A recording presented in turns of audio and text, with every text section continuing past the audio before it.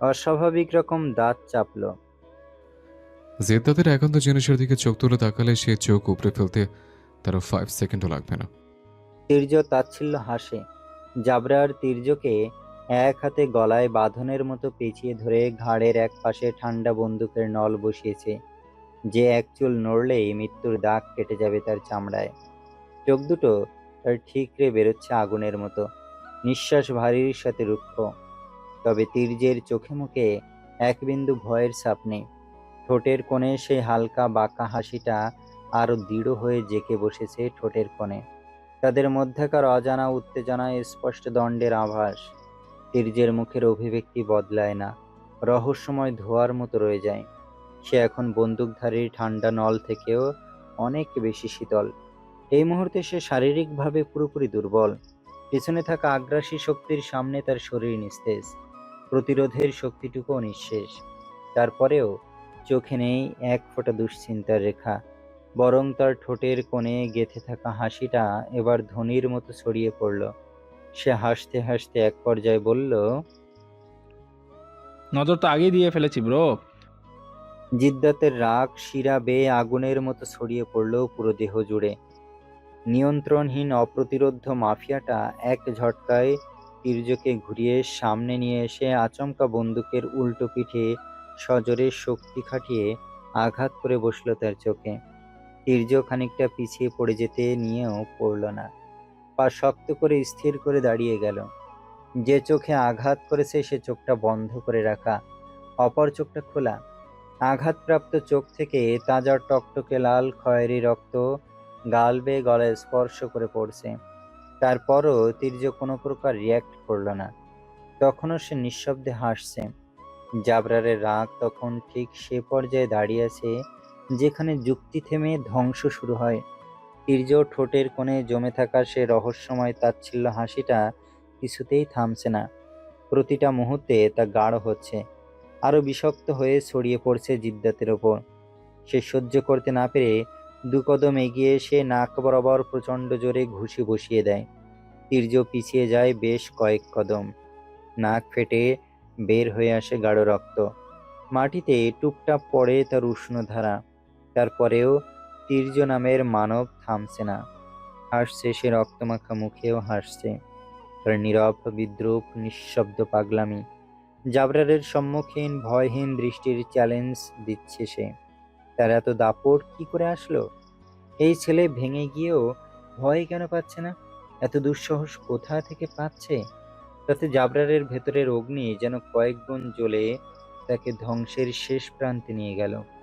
আবারও শরীরের সব শক্তি প্রয়োগ করে বসিয়ে দিল নাক বরাবর ঘুষি। তীর্য এবার মুহূর্তে হাসি থামিয়ে দেয়। মুখ তার কিছুটা আধারে ঢাকা পড়ে। নাক মুখে এবার রক্তের ঢেউ খেলে যাচ্ছে। জাবরার রাগকে সংযত রাখতে না পেরে পরপর হাতে থাকা গান দ্বারা তীর্যের অপর চোখে আঘাত করতে নিয়েও করল না। দাঁত চেপে নিজেকে কন্ট্রোল করে নিল। তীর্য ঠিক সে মুহূর্তে রক্তমাখা মুখ নিয়ে তাচ্ছিল্য হেসে বলল, আর কত ছিনিয়ে নিয়ে জিতবি? জাবরারের ঠোঁটে বাঁকা হাসি প্রতারিত হলো। মুহূর্তেই তার পুরো শরীরে নেমে এলো অদ্ভুত এক শীতলতা।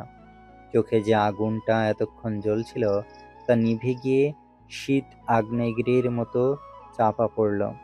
তার সে প্রশান্ত ভঙ্গিতে অদ্ভুত ঘাড় বাঁকানোর সাথে ঠান্ডা উত্তর। যতদিন বাঁচব। বলেই পকেট থেকে রুমাল বের করে তীর্যের দিকে ছুড়ে দেয়। তীর্য দ্রুত ক্যাচ করে নেয়। জিদ্দাত এক সেকেন্ডও না দাঁড়িয়ে তাকে ক্রস করে সামনে যেতে তীর্যের কানে ভেসে আসে শয়তানি শীতল গলা। ছিনিয়ে নিয়ে গেমে জেবরার খান সিদ্ধার্থ না ছোট থেকে হেরেছে, আর না ভবিষ্যতে হারবে। তীর্য রুমালটাকে আঁকড়ে সে পানে তাকিয়ে আবারও তাচ্ছিল্য হেসে মুখের রক্তটা মুছে নীরবে সে স্থান ত্যাগ করল। আফজাল আলী উপরে রুমে গিয়েছেন, সাথে রানীও। জিদ্দাত রানীদের সদর দরজা দিয়ে ভেতরে প্রবেশ করতে রেহেনা বেগম আনমনে কিচেন থেকে আঁচলে ভেজা হাত মুছতে মুছতে বের হচ্ছিলেন। সে সময় আচমকা নজর দরজার দিকে যেতে তিনি চমকে উঠলেন। চোখ সেখানে আটকে গেল। জিদ্দাতের রক্তচক্ষু মুখাবয়ব পাথরের মতো। তার রাগ এতটাই গভীর যে শরীর থেকে আগুনের উত্তাপ ছড়াচ্ছে। কপালের শিরাগুলো এক এক করে সাদা চামড়ায় ফুলে উঠেছে। প্রতিটা পা ফেলার ধরন রাগের ভারে মাটি থরথর করে কাঁপিয়ে দিচ্ছে। সে হনহনিয়ে সিঁড়ির দিকে এগিয়ে যেতে শুরু করে। রেহেনা বেগম নিজের বুকের সমস্ত সাহস এক জায়গায় সঞ্চয় করে সিঁড়ির সামনে দৌড়ে গিয়ে পথ আটকে দাঁড়ালেন। দুহাত দুদিকে ছড়িয়ে আগুন চোখে তীব্র প্রতিবাদী সুরে তেতে উঠলেন। আমি তোকে কিছুতেই যেতে দেব না আমার মেয়ের কাছে। মাফিয়াটা থেমে গেল। চোখের পিছনে দাবানল ক্রোধ সাথে অবজ্ঞায় ভরা দৃষ্টি ছুড়ে দিল রেহেনা বেগমের দিকে। কয়েক সেকেন্ডের মধ্যে সে নিজেকে নিয়ন্ত্রণ করে দাঁত পিষে উঠল। পথ ছাড়ুন। রেহেনা বেগম চুপচাপ না সরে দাঁড়িয়ে রইলেন।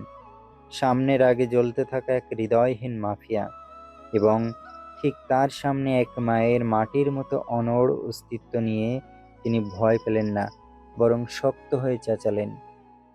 যদি পথ না ছাড়ি? মাফিয়াটা দাঁত কষে নিল। চোখে মুখে তো অগ্নিকুণ্ড আগে থেকেই জ্বলছিল, এখন অতিরিক্ত সীমা পেরিয়ে গিয়েছে। রক্তচক্ষু নিক্ষেপ করলো রেহেনা বেগমের দিকে। হাতের বন্দুকটা ঘুরাতে ঘুরাতে রুক্ষ শুষ্ক কণ্ঠে জবাবে দাঁত কটমট করে উঠল। ভালো ভালো পথ ছেড়ে দাঁড়ান। যাদের হাতের আগে মুখে এক্সকিউজ চলে সেসব ভদ্র ছেলেদের কাতারে মাফিয়া জাবরার খান পড়ে না, তার এক্সকিউজের আগে হাত চলে বসে। আফজাল আলী কিছুক্ষণ আগেই নিচে আসার জন্য রুম থেকে বের হয়েছিলেন। 2-3 কদম আসতে রেহেনা বেগমের ঝাঁঝালো গলা শুনে এক প্রকার দৌড়ে আসলেন। উপরের সিঁড়ি কাছে এসে ওনার পা সেখানেই আটকে গেল। জিদ্দাতের কথা শুনে ভড়কে গেলেন তিনি। জাবরারের কথা স্পষ্ট রেহেনার গায়ে হাত তুলতেও তার বেশি সময় লাগবে না। রেহেনা বেগম তারপরও এক চুল পরিমাণ নড়লেন না সেখান থেকে। তিনি ঠায় দাঁড়িয়ে রইলেন। ওনার চোখে স্পষ্ট ক্রোধ দেখা গেল, রাগে চোখে আগুন জ্বলছে। তিনার থেকেও বেশি ক্রোধে জাবরারের শরীরে প্রবাহমান হয়ে ধোঁয়া উঠছে। সে বন্দুকের ট্রিগার টেনে মুহূর্তে পাশে ফুলদানির ওপর গুলি ছুড়ল। সাথে সাথে ফুলদানিটা ভেঙে চূর্ণ বিচূর্ণ হয়ে ফ্লোরে ছড়িয়ে পড়ে। গানে সাইলেন্সার ছিল, যার দরুন কোনো প্রকার গুলির আওয়াজ না হলেও ফুলদানিটা ভাঙার আওয়াজ ঠিকই হয়েছে। আফজাল আলী আর স্থির থাকতে পারলেন না। দৌড়ে আসলেন রেহেনা বেগমের কাছে। এক হাতে টেনে কানের কাছে মুখ নিয়ে হিসিয়ে বললেন, রেহেনা, সরে দাঁড়াও। জিদ্দাতের সম্পর্কে তোমার কোনো ধারণা নেই। রেহেনা বেগম শুনেও যেন শুনলেন না। আফজাল আলীর থেকে একটানে হাত ছাড়িয়ে নিলেন। ক্রোধ দৃষ্টি নিয়ে রাগে ফুঁসতে ফুঁসতে তাকিয়ে রইলেন জিদ্দাতের দিকে। ওনার মেয়ে মুখ না বললেও ক্ষতবিক্ষত শরীর জানান দিচ্ছে কতটা অত্যাচারিত হতে হয় প্রতিনিয়ত। গত 14 বছরে একটু একটু করে বেড়ে ওঠা পায়ের পাতা, ছুঁই ছুঁই চুল যে মানুষ মাথা থেকে কেড়ে নিতে পেরেছে, সে মানুষ মেয়ের প্রাণ কেড়ে নিতে কতক্ষণ? আফজাল আলী ঘামতে শুরু করেন।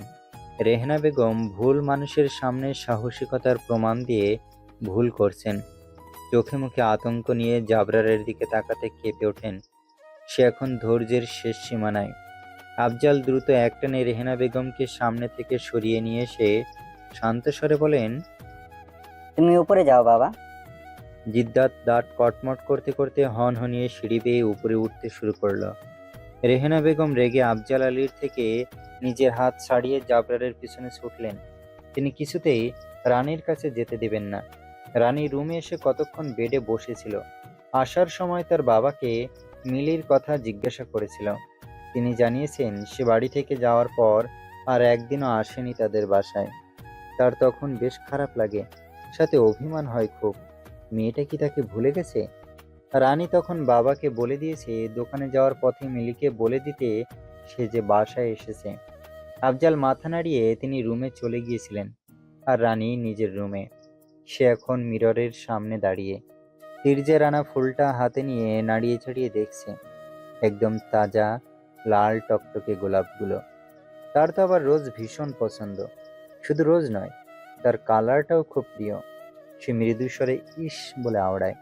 গোলাপ মানেই ভালোবাসার, ভালোবাসার রং মানেই লাল। তবে তির্যকে তার মোটেও আগে ভালো লাগতো না। সে মানুষকে হাসাতে পারফেক্ট, কতই না মজার মজার নাটক জানে। আজ লোকটার কারণে তার মা বাবাকে প্রাণ ভরে হাসতে দেখেছে। তাতে লোকটার প্রতি কেমন একটা আলাদা ভালো লাগা কাজ করছে। সে আনমনে ফুল দেখার মাঝেই হালকা হেসে ফুলের বুকে নাক ছুঁয়ে আওড়ালো, আর কিছুক্ষণ থাকলে আর কিছুক্ষণ থাকলে হয়তো ফষ্টি নষ্টিটা খুব ভালো করে জমে উঠত, এক পর্যায়ে ফক পর্যন্ত চলে যেত, রাইট?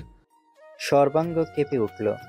চোখ তার আপনা আপনি বড় আকারে ধারণ করার সাথে দাঁত পিষানো বিশ্রীকর শব্দে পুরো শরীর ঘৃণায় ঘৃণ ঘৃণ করে উঠল। পর মুহূর্তে প্রায় শ্বাসরুদ্ধকর অবস্থা। হাত পা জমে যাচ্ছে ঠান্ডায়। ভয়ে ধীরে ধীরে ঘাড় ঘুরিয়ে দরজার দিকে তাকাতে কলিজা কেঁপে উঠল। শান্তি বোধহয় কপালে আর নেই তার। রাতে আসতে না আসতে লোকটা সকালে এসে হাজির। চোখে পানি ছলছল করে উঠল।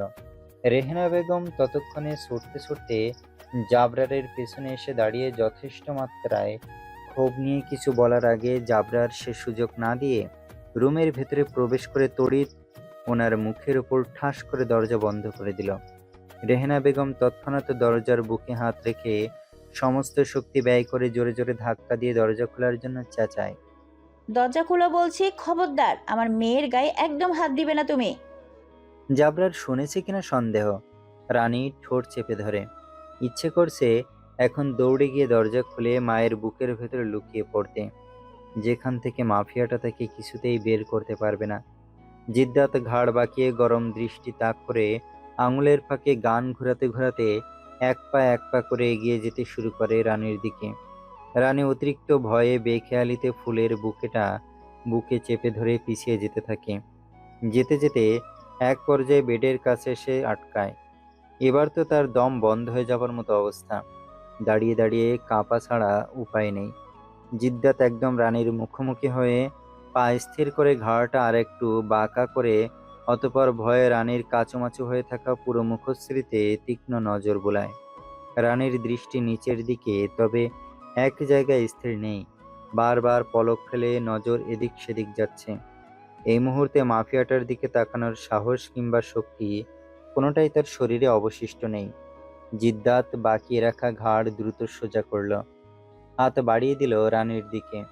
যা দেখে রানীর প্রাণ যায় যায় অবস্থা। জোরে জোরে নিঃশ্বাস নিতে শুরু করে। জিদ্দাতের হাত তার বুকের সামনে যেতে সে চোখ মুখ খিচে বন্ধ করে ফেলে। সঙ্গে সঙ্গে বুকের ওপর থেকে কিছু একটা তীব্র গতিতে একটানে ছাড়িয়ে নিতে রানী চোখ বড় বড় করে তাকায়। একবার নিজের হাত ও বুকের দিকে তাকিয়ে সামনে জাবরারের হাতের দিকে তাকায়। ফুলের বুকেটটা তার হাতে দেখে ঢোক গেলে চোখে নেমে আসে একরাশ ভয়। সেটা নিয়ে চোখ তুলে তাকায় জিদ্দাতের দিকে। জিদ্দাত ফুলের বুকেটা নাকে নিয়ে ঠেকাতে চোখ মুখ কুঁচকে নাক থেকে দ্রুত সরিয়ে ঘাড় নাড়িয়ে রানীকে হ্যাঁচকা টান দিয়ে মুখের সামনে মুখ নিয়ে শান্ত স্বরে বলে, স্কুল থেকে এত সুন্দর স্মেল আসছে, বেবি বলতে গেলে একদম মুগ্ধ হয়ে যাবার মতো, যেমন আপনি হয়েছিলেন। এমনিতে কিছু বুঝে ওঠার আগে আচমকা টান মারায় রানীর কলিজা আর কলিজার জায়গায় নেই। তার উপর মাফিয়াটার এহেন কথা শুনে আত্মা উড়ে যাবার মতো অবস্থা। সে এখন শিকার দানবের সামনে দাঁড়িয়ে কাঁপছে। তারপরেও জাবরারের দিকে চোখ তুলে তাকানোর দুঃসাহস দেখাতে যাচ্ছে না, কারণ সে তীক্ষ্ণ দৃষ্টিতে দৃষ্টি রাখা তার জন্য অত্যন্ত কষ্টদায়ক। জিদ্দাত দাঁত পিষে রানীর কোমর খামচে ধরে ঝাঁকিয়ে তুলতে কুঁকড়ে ওঠে, মুখ দিয়ে মৃদু শব্দ করে। চোখের কোণে জমে থাকা পানিটা গড়িয়ে পড়ে। সইতে না পেরে নিষ্পাপ অদ্ভুত নয়নের চাহনি নিবদ্ধ করে স্বামীর চোখে। জাবরার চোখ খাত করে শান্ত হয়ে রানীর চোখে চোখ রেখে দৃঢ় সময় নিয়ে তাকায়। এভাবে তাকাবেন না বেবি, বরাবরের মতো এখানটায় লাগে। বুকের বাঁ পাশ হাত চেপে কথাটা বলে আচমকা ধাক্কা দিয়ে রানীকে দূরে সরিয়ে দেয়। রানী বেডে পড়ে যেতে নিয়েও নিজেকে সামলে চোখ তুলে সামনে তাকাতে ভূমিকম্পের মতো কেঁপে ওঠে। জাবরারের চোখ মুখে এখন গভীর অন্ধকার নেমে এসেছে। তার চোয়াল শক্ত হয়ে আছে। চোখ দুটোতে রক্তমাখা শিকারীর হিংস্রতা জ্বলছে। রাগ এবার আর নিয়ন্ত্রণে নেই। বুকেটটা ছুঁড়ে মারল ফ্লোরে। পকেট থেকে রেড হেল ম্যাচ স্টিক বের করলো। এক হাঁটু ভেঙে কাঠিটা বুকেটের গায়ে ছুঁয়ে দিতে এক নিমিষে লাল গোলাপগুলো পুড়ে কালো ছাইয়ে পরিণত হলো। রুমে ছড়িয়ে পড়ল তীব্র পোড়া গন্ধ। রানী জোরে শ্বাস ফেলতে ফেলতে নাক চেপে অবাক নয়নে জাবরারের কর্ম দেখল। এই লোকটার কাছে কত অদ্ভুতই না জিনিস থাকে, সবটা তার কেমন মাথার উপর দিয়ে গেল। হ্যাং হয়ে এভাবে দাঁড়িয়ে থাকার মাঝে জিদ্দাত নির্লিপ্ত ভঙ্গিতে উঠে দাঁড়ালো। মুখশ্রীতে দৃঢ় ক্ষোভ বুজিয়ে রেখে রানীর দিকে এগোয়। রানী হাত কসলাতে শুরু করে। এখন তাকে কি শাস্তি দিবে কে জানে। ততক্ষণে কাছে এসে খপ করে হাত ধরে টেনে ওয়াশরুমের দিকে নিয়ে যেতেও শুরু করেছে। রানী বোবাদের মতো মুখে তালা মেরে ভীতু নয়নে দেখছে। জিদ্দাত তাকে ওয়াশরুমে দরজার সামনে নিয়ে ভেতরে ধাক্কা মারল। সে দেওয়ালে দুহাত আঁকড়ে ধরে পরপর সোজা হয়ে দেওয়ালে পিঠ ঠেকিয়ে চেঁচালো, এখানে কেন নিয়ে আসলেন? সুবাস নেওয়াটা যতটা সহজ, সুবাস না নিতে পারাটা ঠিক কতটা কঠিন সেটাই বোঝাবো মিসেস। এহেন কথায় হঠাৎ বজ্রাঘাতের মতো আশ্রয় পড়ল রানীর মস্তিষ্ক। ভেতরটা তড়িৎ কেঁপে উঠল। মাথার ভেতর একসাথে হাজারটা চিন্তার ঝড় বয়ে গেল। বুকের ধুকপুকানি বেড়ে কান ছাপিয়ে উঠছে। কি করবে এখন? কোন পথে হাঁটবে? ভয়টা এতটাই গভীরে গেঁথেছে যে মনে হচ্ছে নিঃশ্বাসটাও আটকে যাচ্ছে তার। চোখের সামনে সবকিছু হালকা ঘোলাটে। এই মুহূর্তে কোনো সিদ্ধান্ত নেওয়া তো দূরের কথা, নিজেকে সামলানোই কঠিন হয়ে উঠেছে। জিদ্দাত রানীর অসহায়ত্বকে অবলোকন করে ঠোঁটের কোণে শয়তানি হাসি ফুটিয়ে তোলে। সে হাসিতে ছিল অদ্ভুত এক নির্মম তৃপ্তি। শিকার হাতের মুঠোয় এসেছে বুঝেই সে উপভোগ করছে ভয়ের প্রতিটি কাঁপুনি। রানীর গলা শুকিয়ে এসেছে প্রায়, এমন অনুভব হচ্ছে যেন বুকের ভেতরটায় কেউ মুঠো চেপে ধরেছে। তার মুখের রং মুহূর্তেই ফ্যাকাশে, কলিজা নিঃশব্দে মরুভূমি হয়ে যাচ্ছে। ঠিক করে বুঝতে পারছে না তার সাথে কি হতে চলেছে। সে জানে তার স্বামী ছোটখাটো শাস্তি দেওয়ার লোক নয়। না দৌড়ে এখান থেকে বের হয়ে যাবার পথ আছে, আর না জোরে জোরে চিৎকার করার। তার চিৎকার মায়ের কানে পৌঁছানো মাত্রই ওনার হৃদয়ে আগুন লেগে যাবে। বুক কেঁপে উঠবে ধুকে ধুকে, ফুটে উঠবে চোখে অজানা ভয়ের আশঙ্কা। সবকিছু ফেলে ছুটে আসবেন রেহেনা বেগম। মেয়ের একটুখানি কষ্ট মানেই ওনার ভেতরে আগ্নেয়গিরি দাবানল জ্বলে ওঠা। রানী চায় না তার মা এত উতলা হোক। মাফিয়াটা ধীরে ধীরে ঘাড় বেঁকিয়ে তাকায়, চোখ জোড়া তাট অস্বাভাবিকভাবে শান্ত। অথচ সে শান্ততায় ভয়ঙ্কর ঘূর্ণিঝড়ের পূর্বাভাস। ঠোঁটের কোণে টেনে নেয় এক বিকৃত শীতল হাসি, যে হাসির কোনো শব্দ নেই, কিন্তু তার তীব্রতা বক্ষভেদ করে ভয় ঢুকে পড়ে অন্তরে। হঠাৎ কোনো সাবধানতা না দেখে এক ঝটকায় বাতাসের গতিতে গিয়ে রানীর হাত খপ করে চেপে ধরে।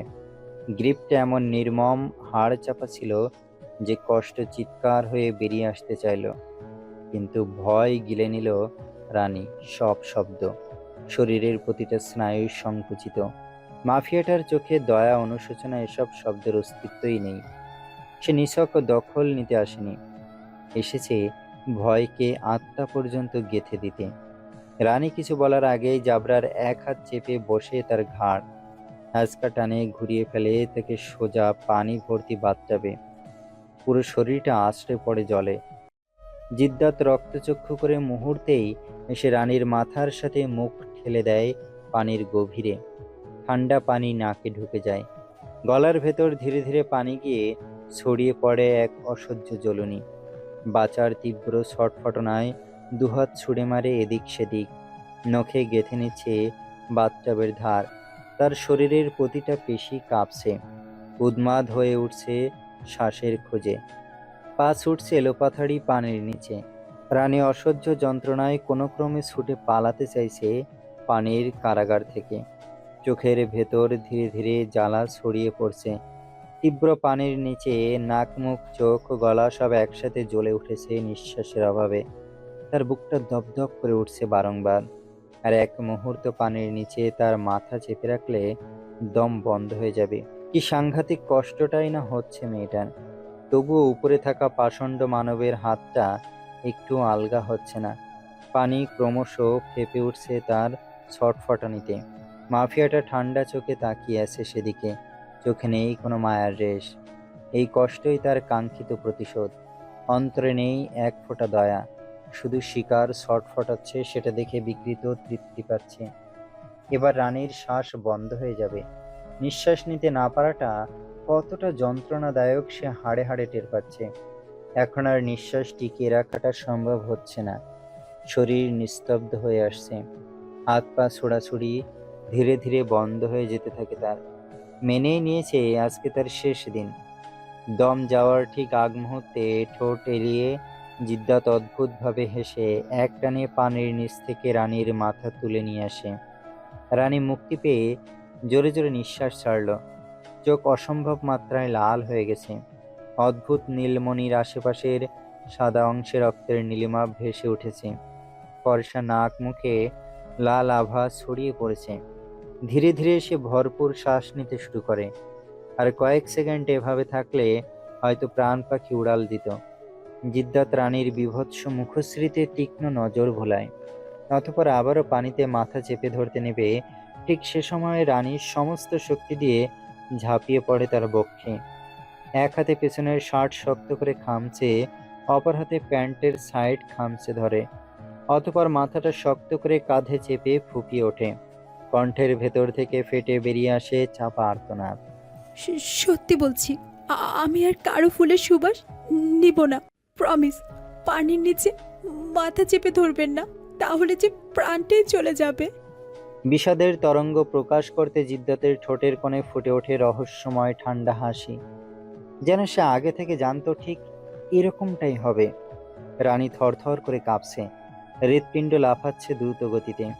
ভেজা শরীরের পানি জারবার সামনের শার্টে পুরোপুরিভাবে ভিজে গিয়েছে। হৃৎপিণ্ডের প্রতিটা বিট জিদ্দাতের বুকের বাঁ পাশে শব্দ করছে। সে অনুভব করতে পারছে রানীর মাথা নিজের কাঁধ থেকে নামিয়ে টেনে সোজা করতে নিলে রানী পানিতে ফেলার ভয়ে মাথা তুলতে নারাজ। তবে জিদ্দাতের শক্তির কাছে তার শক্তি তুচ্ছ। এক টানের সাথে মাথা তুলে রানীর একদম মুখের সামনে নিজের মুখশ্রী স্থির করল। তার চোখে এই মুহূর্তে শীতলতা বিরাজ করছে। রানী প্যান্টের সাইডে এবং শার্ট তখনও শক্ত করে খামচে ধরে রেখেছিল, সাথে জিদ্দাতের দিকে অসহায় দৃষ্টি নিক্ষেপ করে আছে। কপাল জুড়ে ছোট ছোট চুলগুলো ভেজার ফলে একদম লেপ্টে গেছে। নাকের ডগাটাও লাল টকটকে হয়ে আছে তার। চিকন পাতলা ঠোঁট মৃদু কাঁপছে। চোখের রং একদম বদলে কিছুটা ফ্যাকাশে বর্ণ ধারণ করেছে। জিদ্দাতের শান্ত নয়ন তখন রানীর পুরো মুখশ্রীতে বিচরণ করছে। খানিকটা সময় এভাবে পার হয়ে গেল। ভেজা শরীরে গায়ের জামাটা একদম ফিট। জাবরার খুব ঠান্ডা মাথায় পর্যবেক্ষণ করল। অতঃপর ঠোঁট কামড়ে হেসে রানীর কপালে লেপ্টে থাকা চুলগুলো কানের পেছনে গুজে দিতে শুরু করে। রানী তখনও হেসকি তুলছে। একে অপরের এতটা কাছে থাকায় তার খুব খারাপ লাগছে, তবে সে নিরুপায়। জিদ্দাতের প্রতিটা গভীর ভারী শ্বাস তার মুখে আছড়ে পড়ছে। সে সাহস করে চাইল নিজেকে ছাড়িয়ে দূরে সরার জন্য। এতে বিন্দু পরিমাণ লাভ হলো না। ভয়ে সে মুখ দিয়ে কিছু উচ্চারণ করতে নিলে তার ঠোঁটের ওপর আঙুল রেখে থামিয়ে দিল জাবরান। সাথে হিসিয়ে বলল, শ্শ্, কোনো কথা না। রানী তৎক্ষণাৎ চুপ হয়ে যায়। তবে বুকের ধুকপুকানি আগের তুলনায় তীব্র হয়ে ওঠে। এখন তো আরো বেশি ভয় করছে। লোকটা যখন সে মতলব নিয়ে ঘোরে তখন তার বাদামি মণিযুক্ত চোখ কিছুটা ঘোলাটে হয়ে আসে, যেমন এখন হয়ে আসছে। বুঝতে পেরে ধীরে ধীরে মাথাটা পিছিয়ে নিতে আসতে নিলে আচমকা তাকে কোলে তুলে সোজা রুমে নিয়ে এসে বেডে বসিয়ে দেয়। খানিকটা ঘাড় বাঁকিয়ে এক নজর পা থেকে মাথা পর্যন্ত পর্যবেক্ষণ করে। রানী লজ্জায় মাথা নিচু করে রাখে। ওড়নাটা তার ওয়াশরুমেই কোথাও পড়ে আছে হয়তো। জিদ্দাত পকেট থেকে কিছু একটা বের করে তার দিকে ছুড়ে দেয়। আচমকা গায়ের উপরে পড়তে কপাল ভাঁজ করে সেটা হাতে তুলে নিয়ে দেখতে মুখ হা হয়ে যায়। এত পাতলা শাড়ি, কিন্তু তাকে কেন এটা দিচ্ছে? জাবরার ততক্ষণে দুপা ফাঁক করে বেডে বসে দুহাত দুদিকে চেপে ঘাড় বাঁকিয়ে স্লো ভয়েসে বলল, পরে নিন ফাস্ট। রানী আকাশ থেকে পড়ল। কি পরবে এটা? পরার থেকে না পরাই তো ভালো। এত পাতলা শাড়ি হয় সে আগে জানতো না। সাহস নিয়ে যেই না বোকার মতো বলবে এটা পরার থেকে না পরে খালি গায়ে থাকাই ভালো, তার আগেই মাফিয়াটা বাঁকা হেসে বলে উঠল, রাইট অঙ্গেশ্বরী, খালি গিয়ে থাকুন, নো প্রবলেম। জামা খুলুন, এভাবে দেখব। রানী চমকালো। সে তো বলেনি, তাহলে কি করে বুঝলো? শরীর কাঁপতে শুরু করে দিয়েছে। কি করে পড়বে তাকে তো ভয় লজ্জার সবকিছু একসাথে চেপে মেরে ফেলতে চাইছে। খালি গায়ে থাকা অসম্ভব, তারপরও শাড়িটা তো গায়ে থাকবে। সেটা ভেবে ওয়াশরুমের দিকে পা বাড়াতে নিলে শান্ত স্বরের এক ভয়ঙ্কর হুমকি ভেসে আসে। একদম পা ভেঙে দেব। শান্ত ভয়ঙ্কর হুমকিতে রানীর পা আটকে গেল। কাঁপতে কাঁপতে ফিরে দাঁড়ালো জিদ্দাতের দিকে। বহু কষ্টে কম্পিত কণ্ঠে বলল, তাহলে কি করে পড়বো? জিদ্দাত ঘাড় এদিক সেদিক করে সোজা হয়ে জিভ স্লাইড করে জানায়, কেন, এখানেই পড়বেন? যেই না বলবে সে পারবে না, ঠিক তখনই জিদ্দাত কোমরে গুজে রাখা গানটা বের করতে রানী এখানে পড়তে শুরু করে দেয়। ব্লাউজ নয়, যেন কাগজ, এত পাতলা, সাথে হাতা নেই। সে মাফিয়াটার দিকে ভুলেও তাকাচ্ছে না। তাকালে হয়তো জিদ্দাতের চোখ দেখে এতক্ষণে তার নিঃশ্বাস বন্ধ হয়ে আসতো। শরীর এই মুহূর্তে ঘামে চুপচুপে হয়ে গেছে। রানী শাড়িটা কোনোরকম পেঁচিয়ে নিল শরীরে। ততক্ষণে জিদ্দাত উঠে দাঁড়িয়েছে, ধীরে ধীরে রানীর দিকে এগিয়ে যাচ্ছে। রানী এবার মাথা তুলে তাকাতে পাতলা শাড়ি দু হাতে খামচে ধরে পিছিয়ে যেতে শুরু করে। জিদ্দাত যত এগোচ্ছে তার দিকে, তত তার নিঃশ্বাস নেওয়া কঠিন হয়ে উঠছে। শার্টের হুতুম সে একটা একটা করে খুলছে। রানী পেছাতে পেছাতে এক পর্যায়ে দেওয়ালে পিঠ ঠেকে যায়। আর কোনো রাস্তা নেই রেখে ঘামতে শুরু করে। জিদ্দাত শার্টটা কাঁধ থেকে কিছুটা নিচে নামিয়ে নেয়। এতে করে বলিষ্ঠ ফোলা বাহু দৃশ্যমান হয়, যা দেখে রানী আবারও ঢোক গেলে। জিদ্দাত একদম কাছে এসে দেওয়ালে এক হাত রেখে তাকে আটকে মুখের সামনে ঝুঁকে আসে। তাতে তার গরম নিঃশ্বাস রানীর মুখের ওপর আছড়ে পড়ল। তার ভারী শ্বাসও তীব্র যন্ত্রণাদায়ক মনে হচ্ছে, গা শিউরে উঠেছে। জিদ্দাত ঘোলাটে চোখে খুব মনোযোগ সহকারে রানীকে দেখছে। ক্ষণে ক্ষণে তার তৃষ্ণা যেন বেড়েই চলছে। মেয়েটার দিকে যতবার তাকায়, ঠিক ততবার ঠিকরে বের হয়ে আসে। আমার অঙ্গেশ্বরী। এদিকে রানীর অবস্থা নাজেহাল। সে দু হাতে জাবরারকে সরিয়ে দেওয়ার চেষ্টা করে কিছুটা রাগ নিয়ে তাকালো। তার অদ্ভুত নীলমণি এখন কাচের মতো চকচক করছে। বড় বড় ভেজা পাপড়িগুলো ততক্ষণে হালকা শুকিয়ে জট বেঁধে গেছে। এতে করে আঁখি জোড়া আরো মোহনীয় হয়ে উঠছে। জিদ্দাত সে অদ্ভুত নীলমণিযুক্ত আঁখিতে তীক্ষ্ণ দৃষ্টি নিক্ষেপ করলো। পরপর শান্ত নয়নে তাকিয়ে থেকে সে আচমকা গাইল, ব্লু আইস হিপনোটাইজ তেরে কর দিয়া मैंने। সেকেন্ডে গলায় চামড়ায় এক হাত চেপে চোখ ফাঁদে নিয়ে পরের লাইনে গলা ছাড়লো, I swear झूठी ड्रेस में बॉम्ब लग दी मैंने। রানীর লিপে বৃদ্ধাঙ্গুলি স্লট করতে করতে Close your lips of your tricks, baby लग दिया killer। এটুকু বলে আচমকা রানীকে পিছনে ঘুরিয়ে কানের কাছে মুখ নিয়ে দু হাতে রানীকে জড়িয়ে ধরে ডিপ ভয়েসে Oh yeah, कत्ल करे तेरा बॉम्ब फिगर। হ্যাঁচকা টানে ঘুরিয়ে কোমর আঁকড়ে খানিকটা নাচের তালে Close your lips of your tricks। কাঁধ থেকে শার্টটা আরেকটু নিচে নামিয়ে টেনে বাহুতে ধরে পা থেকে মাথা পর্যন্ত নেশালো দৃষ্টিতে তাকিয়ে বলতে বলতে বেডে নিয়ে বসিয়ে দিল। রানীর মাথার উপর দিয়ে গেল এসব অদ্ভুত আচরণ। তবে লোকটা গানও গাইতে পারে? তার বিশ্বাস করতে একটু কষ্ট হচ্ছে। জিদ্দাত তার দিকে ঝুঁকে যেতে রানী রেগে ধাক্কা মেরে চেঁচালো, সরুন আমার সামনে থেকে, অসভ্য ব্যাটা কোথাকার! খালি হাতির মতো মোটা শরীর নিয়ে যেখানে সেখানে আমাকে অত্যাচার করতে চলে আসে। ধাক্কাতে একটু নড়াতে পারেনি। জিদ্দাত অদ্ভুত হেসে সেভাবে থেকে বলল, জিদ্দাতের বিবেচনা থেকে সরবে কি সরবে না সেটা তার একান্ত ব্যাপার। আপনি কি বলার? রাগে গিজগিজ করে উঠল শরীর। না পেরে ফুঁসতে ফুঁসতে বলল, আমি তো কেউ না, আমার দেহটা তো আপনার বিবি। তাহলে সেটা রেখে আমার আত্মা খুলে দিয়ে দিন, আমি চলে যাই। জিদ্দাত ধাক্কা দিল বেডে। নখ থেকে শুরু করে আপনার শরীরের প্রতিটা জিনিস জেব্রারের। সো সাইলেন্ট পানিশমেন্টের জন্য রেডি হন। Time skip. রেহনা বেগম তখনও দরজার বাইরে। তিনি জোরে জোরে চিৎকার করে ডাকছেন। মাফিয়াটা এবার রেগে রানীর সঙ্গ ছেড়ে রক্তচক্ষু করে বালিশের সাইডে রাখা গানটা হাতে তুলে নেয়। জাবরারের রাগান্বিত ঝড়ের মতো বিদ্যুৎ ঝলকানো মুখ দেখে রানী বিদ্যুৎ বেগে উঠে বসে তার হাত ধরে কান্না জড়ানো কণ্ঠে অনুনয় করে বলে, প্লিজ আমার মাকে কিচ্ছু করবেন না। জিদ্দাত একটানে হাত ছাড়িয়ে নিল। রানী কাঁদতে কাঁদতে মাথা নাড়তে শুরু করে। জিদ্দাত শার্ট গায়ে জড়িয়ে নেয়। গুতুমগুলো লাগালো না। এমনিতে এসি নেই, তার পুরো শরীর ঘামে জর্জরিত হয়ে আছে। মাফিয়া কাঠ চুল এলোমেলো হয়ে ভাঁজ নষ্ট হয়ে গেছে, তবে চেহারায় রাগটা এখন আর দেখা যাচ্ছে না। মুখের ভাবভঙ্গি একদম গম্ভীর। মুখাবয় পাল্টাতে তার বোধহয় 2 সেকেন্ডও সময় লাগে না। রানী চাদর টেনে নিল শরীরে। জিদ্দাত ঝড়ের গতিতে গেল দরজার কাছে। রানী তড়িঘড়ি করে উল্টো হয়ে শুয়ে পড়ে। জাবরার দরজা খুলতে রেহেনা বেগমের মুখোমুখি হয়। জিদ্দাতের অবস্থা দেখে রেহেনা বেগম কিছুটা অপ্রস্তুত হয়ে দৃষ্টি সরিয়ে ফেলেন। সে পকেটে হাত দিয়ে সিগারেট বের করে ঠোঁটের ভাঁজে রেখে দেশলাই দিয়ে আগুন ধরাতে ধরাতে গম্ভীর কণ্ঠে প্রশ্ন ছড়ল, what's your problem? Rehana Begum চোখ জোড়া জ্বলন্ত অগ্নিশিখা অপ্রতিরোধ্য পোড়ানো দৃষ্টি নিয়ে তাকালেন। ওনার কণ্ঠস্বর মুহূর্তে ভারী হয়ে উঠল, গর্জে ওঠা বজ্রের মতো। আপাতত আমার সব থেকে বড় সমস্যা তুমি। পথ ছাড়ো, আমি আমার মেয়ের কাছে যাব। কথাটা বলেই তিনি রুমে প্রবেশ করতে চাইলেন।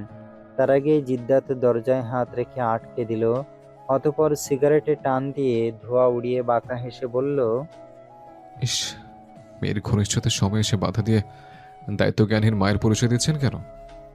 রেহেনা জ্বলে উঠলেন অবজ্ঞা করে বলা এরকম নির্লজ্জহীন বার্তা শুনে। মুহূর্তে ফুঁসে উঠলেন, আর কত চালাবে আমাদের?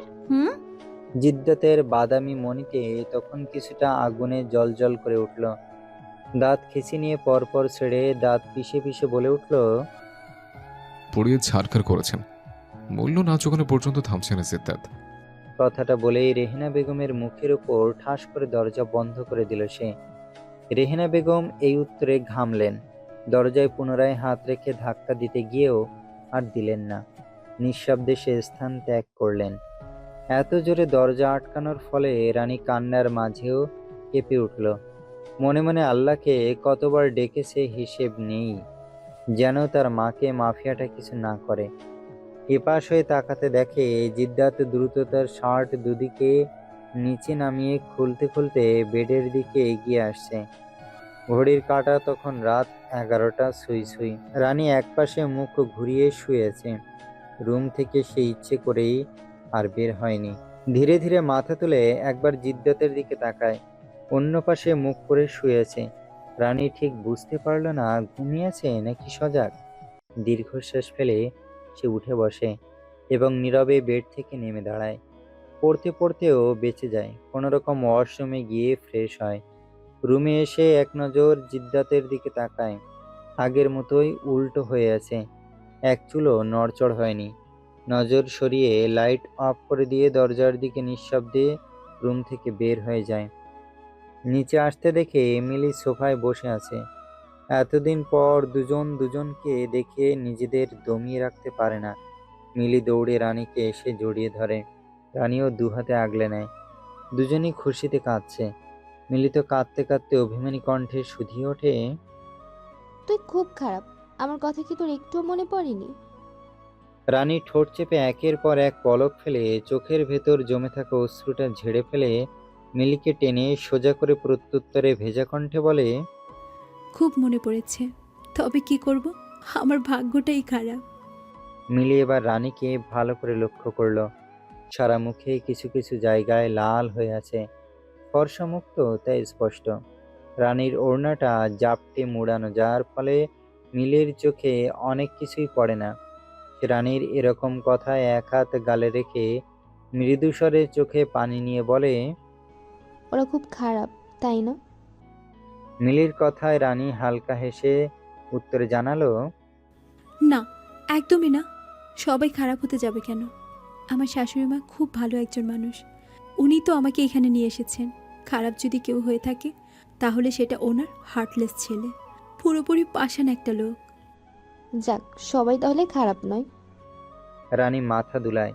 মিলি তাকিয়ে রয় মুখশ্রীতে কতদিন পর সেই চিরকণ্ঠ স্বর, সাথে সব থেকে প্রিয় বোনের মুখখানা দেখছে সে। শক্তভাবে রানীর কবজি চেপে ধরে টেনে এনে সোফায় বসিয়ে দেয়। মনে পড়ে যায় সেদিনের কথা, যেদিন সে উতলা হয়ে গিয়েছিল তাকে এক নজর দেখার আশায়। মুখভঙ্গিতে ক্লান্তি, সাথে ভেতরে জমে থাকা ক্রোধের রাগ মিশিয়ে এক নিঃশ্বাসে বলতে শুরু, জানিস, আমি না তোর সাথে দেখা করার জন্য গিয়েছিলাম এমপির বাড়ি। গেটের সামনের গন্ডারের মতো গার্ডগুলো তো আমাকে ভেতরে ঢুকতেই দিল না। তারপর আবার সেখানে একটা কালো গাড়ি এসে থামলো। একজন বৃদ্ধা লোক গাড়ি থেকে নামলেন। আমি তখন দৌড়ে ওনার হাত ধরে কত সুন্দর করে বললাম, দাদু, আমাকে একটু ভেতরে নিয়ে যাও না। উনি কি করলেন, আমার দিকে ড্যাব ড্যাব করে কতক্ষণ তাকিয়ে থেকে আমার হাত ছাড়িয়ে নিয়ে সোজা গেট দিয়ে ভেতরে ঢুকে গেলেন। ওই বাড়ির সবাই এক, কেউ মিলির আগে বাকি কথাটা বলার আগে রানী থামিয়ে দেয়। মেয়েটা নিঃশ্বাসও ফেলেছে না।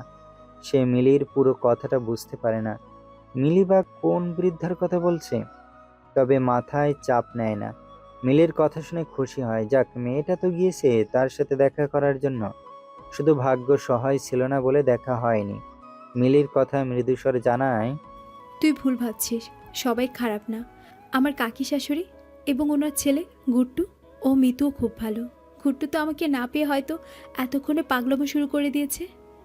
লাস্টের কথাটা কিছুটা শব্দ করে হেসে উঠল।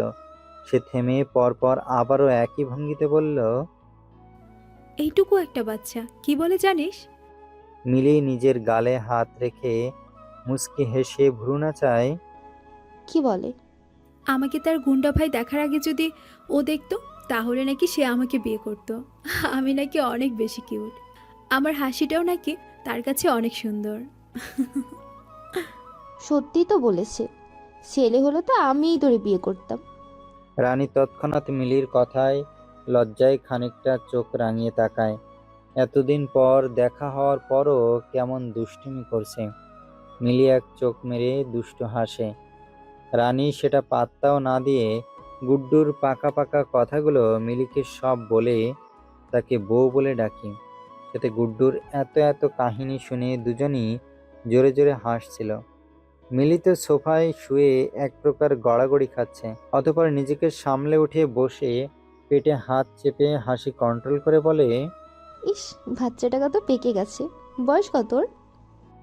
রানী নিজেকে সামলে উত্তর দেয়, 7 কিংবা 8 হবে, দেখতে একদম গুলুমুলু। মিলি আবারও হাসতে শুরু করে দেয়। 7 বছরের বাচ্চা কিনা এত পেকে গেছে ভাবা যায়। দুজন মিলে গল্পের ঝুড়ি মেলে বসলো। এক পর্যায়ে রানী মলিন হেসে দৃঢ়কণ্ঠে মিলিকে প্রশ্ন ছড়ে মারল, কলেজে নিশ্চয়ই নতুন ফ্রেন্ড হয়েছে তোর? মিলির হাসিমাখা মুখখানা অন্ধকারে ঢাকা পড়ল। প্রথমে চুপ করে রইল সে, অতঃপর আচমকায় জোরে জোরে হাসতে শুরু করে দিল, যা দেখে রানীর কপালে ভাঁজ পড়ে শুধু কুঁচকালো। মিলি হাসার মাঝে হঠাৎ করে ফুঁপিয়ে উঠল, জাপটে জড়িয়ে ধরল প্রাণের বান্ধবীকে। যবে থেকে তুই চলে গেলি তবে থেকে আমি একা হয়ে গেলাম। মিলির কাতরানো অসহায়ত্ব কণ্ঠে বলা কথাটা যেন রানীর বুকের গভীরে গিয়ে স্পর্শ করল। সেও জাপটে ধরে কেঁদে দিল। আমার না খুব মনে পড়তো মা বাবা আর তোর কথা। তবে কি করব বল, আমি যে নিরুপায়। ওই মাফিয়াটা আমার লাইফটা হেল করে দিয়েছে, প্রতিনিয়ত নরক দর্শন করিয়ে ছেড়েছে। রানী কথাগুলো কতটা যন্ত্রণা নিয়ে বলেছে সেটা তার কথায় স্পষ্ট। একে অপরকে জড়িয়ে কতক্ষণ কাঁদলো তা তাদের সম্পূর্ণ অজানা। আরও বেশ কিছুক্ষণ পর নিজেদের সামলে দুজন দুজনকে ছেড়ে দিতে রানীর নজর যায় রেহেনা বেগমের দিকে, যিনি একটু আগে এসে দাঁড়িয়েছেন। রানীর সব কথাই তিনি শুনেছেন। রানী মায়ের দিক থেকে নজর সরিয়ে নিচের দিকে তাকালো। রেহেনা বেগম এই নিয়ে কিছুই বললেন না। মেয়ের হাত টেনে দাঁড় করিয়ে সোজা ডাইনিংয়ে নিয়ে যেতে যেতে শান্ত কণ্ঠে বলেন, খেতে আয়। মিলি, তুইও আয়। রানী চুপচাপ রইল। মিলিও এসে পাশে চেয়ার টেনে বসে পড়ল। রেহেনা বেগম হাসছেন। রানী মাকে খুশি দেখে মুচকি হাসে। সে জানে এখানে আর বেশিক্ষণ টিকবে না, যে কোনো মুহূর্তে সব ছেড়ে যেতে হবে। তারপরেও হাসি খুশি থাকার চেষ্টা করছে। রেহেনা বেগম একে একে মেয়ের সব পছন্দের খাবার সামনে নিয়ে এসে সাজালেন। প্লেট ভরে খাবার তুলে দিলেন পাতে। নিজের হাতে খুব যত্ন করে মেখে মুখেও তুলে দিলেন। রানীও নিয়ে নিল। তার সাথে মায়ের দিকে অপলকভাবে তাকিয়ে রইল। ইস, কতদিন পর আবারও মায়ের হাতে খেতে পারছে। চোখের কোণে ভিজে উঠল তার। মেয়েটা কেন জানি নিজেকে দমিয়ে রাখতে পারছে না।